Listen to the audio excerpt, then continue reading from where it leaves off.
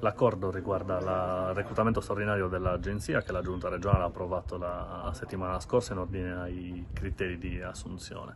Sono previste 630 assunzioni nel prossimo triennio, di cui 450 nel 2023, riguardano operai specializzati, in larga parte motoseghisti.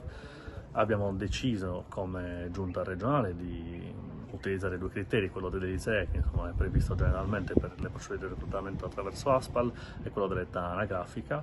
Questo perché nel corso di questi anni ci siamo resi conto che la classe operaia dell'Agenzia ha un'età media molto avanzata, e anche in ultima campagna antincendio abbiamo visto che le squadre impegnate nei boschi, insomma, per l'attività di protezione civile e resentiva dell'età, per cui si è deciso di provare a dare un'iniezione di classe operaia il più giovane possibile, e vedremo dal reclutamento che verrà avviato attraverso le liste dell'ASPAL quelle che saranno poi i risultati.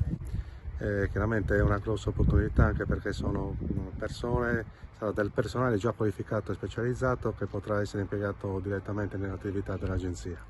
Ecco, c'è bisogno anche di una redistribuzione territoriale, posto che questa prima tranche avviene nei territori in cui c'erano state le cessazioni.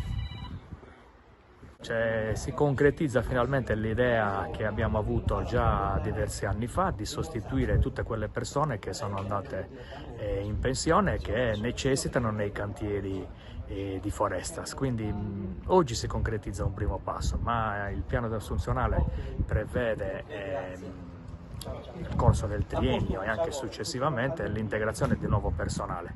È una boccata d'ossigeno sia sotto il profilo occupazionale, ma anche e soprattutto per quanto riguarda l'operatività dei cantieri stessi.